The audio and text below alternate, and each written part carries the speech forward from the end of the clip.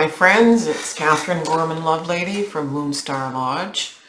I'm an elder, an author, a teacher, a Nokomis grandmother, and I wish you well on this long weekend in August.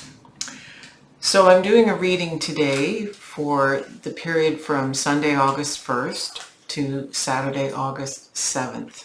And it's fourth quarter of the 8th moon cycle of She Who Heals. So fourth quarter is about shutting things down and about letting go finally of the last vestiges of anything which needs healing.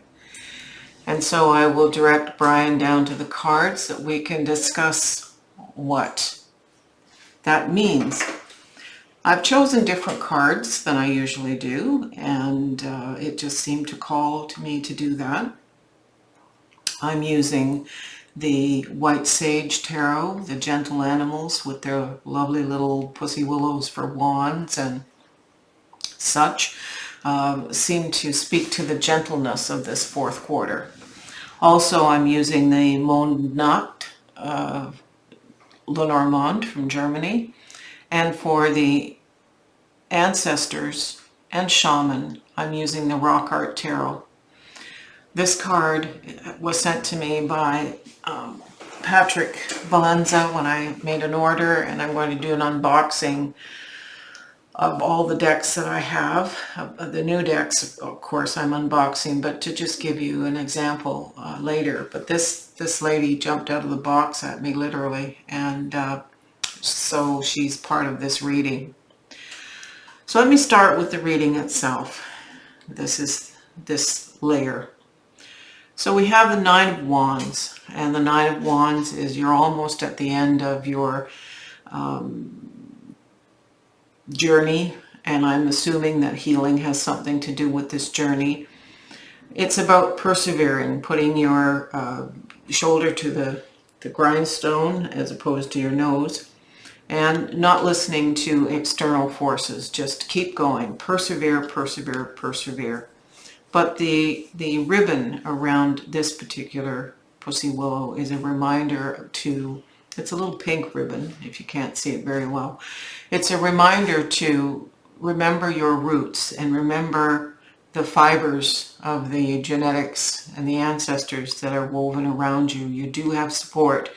You're not alone in this journey of completion.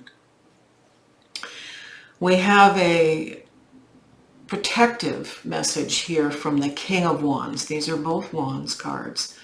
To not do anything impulsive or rash because you are working on your own in this regard. To be very careful with your thoughts and be not in a rushing perspective. Hurry is a part of the stress phenomena that leads to burnout. So make wise decisions here, as the King of Wands is wont to do. The Ten of Pentacles also speaks of completions, and celebratory ones at that. It's about celebrating with family and friends, and I'm a little sad that this Delta variant is beginning to creep our numbers of COVID. So when you do celebrate, please do so safely and with respect to the fact that we don't want to spend this fall back in pandemic lockdown.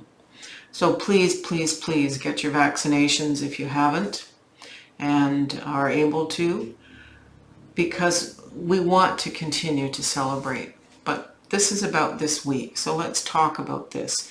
You're persevering with an endeavor. You need to remain clear-headed and focused. You need to take some time to celebrate and relax. But here comes the Hierophant, and the Hierophant in this deck is about inner knowledge. You have the knowledge about how to carry things forward, but rest is the key. You need to know how to lay back, and this card is another example of that. The Four of Swords, which in other RSW decks is usually a knight lying in a contemplative pose with four swords above their head. But in this instance, this is a gentler way of saying This is time to rest. What I find interesting is we start with this pink ribbon. Here's the pink ribbon, roots and family, and here's this ribbon one more time. Very telling to me that there's a continuity here that's an old, ancient thing, and you know how to do this. Each and every one of us knows how to do this. Another protection card here is the world in protection. And this card is everything in the world, like a tree. The biggest of oaks starts as an acorn. The biggest of our ideas, the biggest thing in the world, you would never look at an acorn and expect for a moment that it's going to become this massive tree. But in fact, we don't know when we plant seeds what they are going to become. So as long as you're careful with your thoughts and what you're sending out to the collective consciousness to manifest, because what we think manifests, it's important that you remember to rest and contemplate and allow your inner knowledge to bring to you. The clarifying cards here, the bell signals an alert. There is a sound, of course, that calls us to action, to bring our attention to something. And that's in alignment here with being clear, clarity of thought. By having clarity of thought, we are overcoming an obstacle. I always look at this card and think of Simon and Garfunkel's Bridge Over Troubled Waters. We are getting past something that seemed to have an element of grunt work to it. We've been persevering, but we're starting to have the play, the support of family. We're getting over the obstacle. We rest.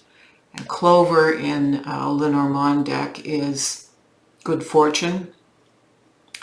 And Chameleon here is the resourcefulness, the ability to change, the ability to adapt.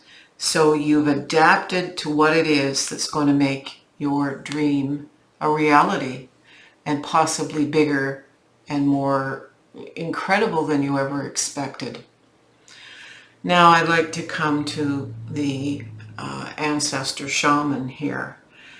So they remind us that the way to achieve all of this is to be in the two of emotions, which is the same as cups. This is unity. This is unity between people, of course. Could be friends, could be partners, could be lovers, could be family, but it's also unity within the self, the yin and yang, the light and dark within us, being aware of the dark parts that motivate us without us even knowing. We behave sometimes and surprise ourselves if we're not in control of our shadow. So we need to be in balance and in unity. When we are in unity and when we are creating this life for this week, or creating what we're doing in life, we have here the peacemaker of sensations. And sensations is, in this case, pentacles, and it's represented by shields. Let me turn this around so you can understand this pictograph a little bit better. The warning, if we can call it that, I prefer not to use the word warning, but the reminder to be aware of keeping our thoughts protected and not scattered. We are trying to keep unity here. And the other way to do this is to be receptive to spirit. Here's spirit. So don't just go off half-cocked here when you've got information coming to you. All right. So to maintain unity, be in control of your thoughts, connect with source, be receptive to messages from the divine, from the ancestors. Because if you're not, this is going to end in regrets and discord. And you see these two people are fighting. These two people, or two parts of self, are in harmony. These two parts of self, or two different people, are in disharmony. So be careful what you think, and be careful that you stay connected to Source so that you don't do anything impulsive on this journey.